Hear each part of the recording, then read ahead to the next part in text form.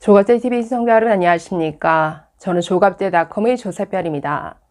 2023년 11월 6일 오전 10시를 가리키고 있습니다. 민주당 이재명 대표의 위증교사 사건을 대장동 사건 등과 병합할 것인가? 재판부가 아직도 결론을 내리지 못하고 있습니다. 이 간단한 위증교사 사건을 복잡해서 몇 년이 걸릴지도 모를 대장동 사건 등과 병합한다면 이건 사법부가 나는 이재명의 도움이다 라는 것을 공식 천명한 것으로 봐야겠죠. 그런데 사건이 배당된 지 지금 3주가 지났는데도 아직까지도 결론을 내리지 못한다. 이것 자체로 재판 지연이 아닐 수 없습니다. 이 내용 좀 살펴보겠습니다. 애당초 이 사건이 단독 재판부가 아니라 합의부에 배당된 것 자체가 이해할 수 없는 결정이었죠. 위증교사 사건은 피고도 다를 뿐만 아니라 사건이 매우 단순합니다. 그래서 올해 안에 1심 판결이 나올 수도 있다 모두가 기대했었는데 사법부는 이 사건을 지금 대장동 사건 등을 맡고 있는 서울중앙지법 형사합의 33부에 배당했습니다. 위증교사 사건은 형량이 정해져 있죠. 5년 이하의 징역, 1,000만 원 이하의 벌금에 처해지도록 되어 있는데 법원 조직법에 따르면 이런 사건은 판사 한 명이 재판하는 단독 재판부에 배당하는 게 맞습니다. 그런데 이 사건을 지금 대장동, 백현동, 성남FC 사건, 이 복잡한 사건을 맡고 있는 서울중앙지법 형사합의 33부에 배당했다. 이게 대체 무슨 의도냐? 이런 의심을 살 수밖에 없는 결정이었습니다. 그래서 빨리 결론을 낼 수 있는 이 위증교사 사건을 복잡한 사건과 병합함으로써 고의로 이 재판을 지연시키려는 그런 의도가 아니겠느냐 모두가 의심할 수밖에 없는 상황이죠. 이 사건을 배당받은 형사합의 33부는 빨리 결정을 내려야 됩니다. 이 위증교사 사건을 별도의 사건, 별도의 재판으로 심리할 것인지 아니면 대장동, 백현동 사건 등과 병합해서 같이 심리할 것인지 이 여부를 결정 내려야 되는데 이걸 결정 못하고 지금 3주가 내리도록 아직도 결론을 내리지 못하고 있다는 것이죠. 아니, 별도의 사건으로 따로 진행하는 게 맞죠. 이 위증교사 사건은 피고 자체가 다릅니다. 피고가 2명이죠. 이재명, 그리고 재판에서 위증을 한 당사자인 김진성 씨. 이 두 사람입니다. 그러니까 대장동, 백현 등과는 전혀 다른 성격의 피고인 다른 사람들이라는 것이죠. 성격도 완전히 다르죠. 이 위증교사 사건은 이미 지금 증거가 차고 넘칩니다. 위증을 한 김진성 본인이 자백을 했을 뿐만 아니라 이재명이 자신에게 회유와 협박을 했다. 진술도 했고 관련 녹취록, 증거 다 나왔죠. 그래서 이렇게 확실한 사건이기 때문에 결론이 이르면 올해 안에 결론이 날 수 있을 것이다. 다 이렇게 내다봤습니다. 그런데 이걸 지금 3, 4년 걸릴지 모르는 이런 복잡한 대장동, 백현동, 성남FC 이 사건과 묶어서 진행하겠다.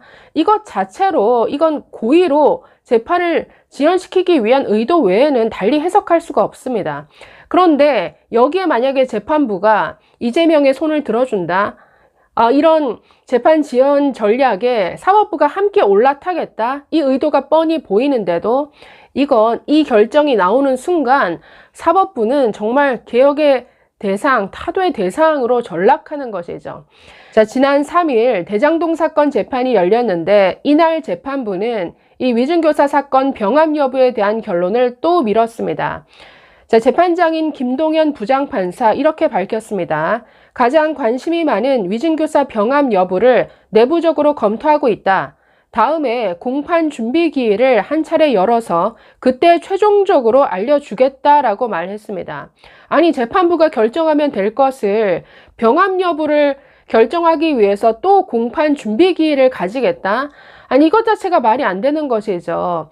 그래서 지금 이걸 너무나 잘 아는 이재명 변호인 측은 계속해서 재판부에 병합해달라고 요청하고 있습니다. 그게 자기네들에게 가장 유리하죠. 반면 검찰은 안 된다. 위증교사 사건은 대장동 등과 서로 성격이 달라서 병합하면 안 되는 사건이다. 이렇게 주장하고 있습니다. 위증교사를 병합하면 1심 재판에만 수년이 걸려 재판이 심각하게 지체될 것이다. 이렇게 반박하고 있는데 재판부가 이걸 지금 사건을 병합할 것인지 여부도 자신들의 권한으로 결정 내리지 못하고 공판 준비 기일까지 하겠다라고 하면서 거의 한 달 가까이 미룬다. 아니, 지금 재판 지연, 고의로 재판을 지연하는 전략, 청주 간첩단 사건에서도 피고들이 그런 전략을 쓰고 있습니다. 이화영 재판도 마찬가지였죠. 재판부에 대한 기피 신청 등등 아주 수많은 이 재판 지연 전략이 동원되고 있는데 이걸 사법부가 뻔히 알면서 방치를 한다? 이건 공모하는 것 아닙니까? 자, 그래서 빨리 결론을 내야죠. 법조계에서는 이 사건에 대해서 어떻게 얘기하고 있느냐. 자, 조선일보 저 기사 보시면 법조계 시간 끄는 그 자체가 정치적이다. 위증교사 합치면 판결이 늦어진다. 당연한 말을 하고 있는데 법조계에서 어떤 목소리가 나오는지 저 기사 통해서 한번 보겠습니다. 자, 부장판사 출신의 한 변호사 이렇게 지적했습니다. 이 대표는 위증교사 사건에서 자신의 요구에 따라 재판에서 거짓 증언을 한 김모 씨와 공범으로 기소가 되어 있다. 대장동 위례, 성남FC, 백현동 등 이 대표의 다른 사건들과 위증교사 사건을 병합하면 이 다른 피고인인 김 씨가 신속하게 재판을 받을 권리를 침해당할 수 있다. 자, 우리나라 헌법은 피고가 신속히 재판받을 권리를 명시하고 있습니다. 자, 그런데 피고가 이재명만 아니라 김진성이라는 다른 피고도 있는데 이 사람이 신속하게 재판을 받지 못함으로써 생계에 지장을 받게 된다라는 것이죠. 자, 실제로 김진성 씨는 재판부에 이걸 따로 재판하게 해달라. 그래서 빨리 결론을 내서 내가 생계에 지장받지 않도록 해 주십시오. 이렇게 요구를 하고 있는 것으로 알려졌습니다. 자, 다른 고법 부장 출신 다른 변호사는 또 이렇게 말했습니다.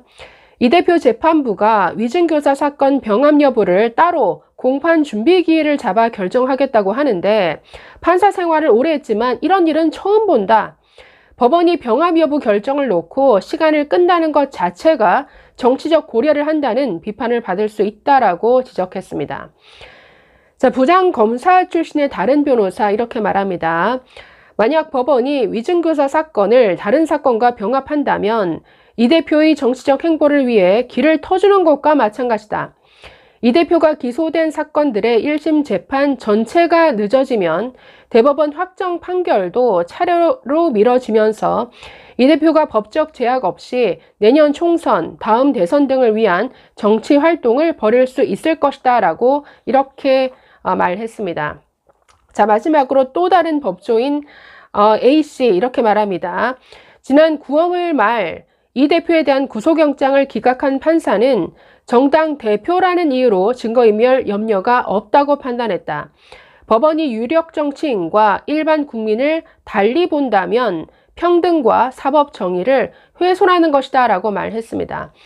평등과 사법 정의를 재판부, 사법부 스스로가 훼손하는 일이 지금 요즘 들어 너무나 많습니다.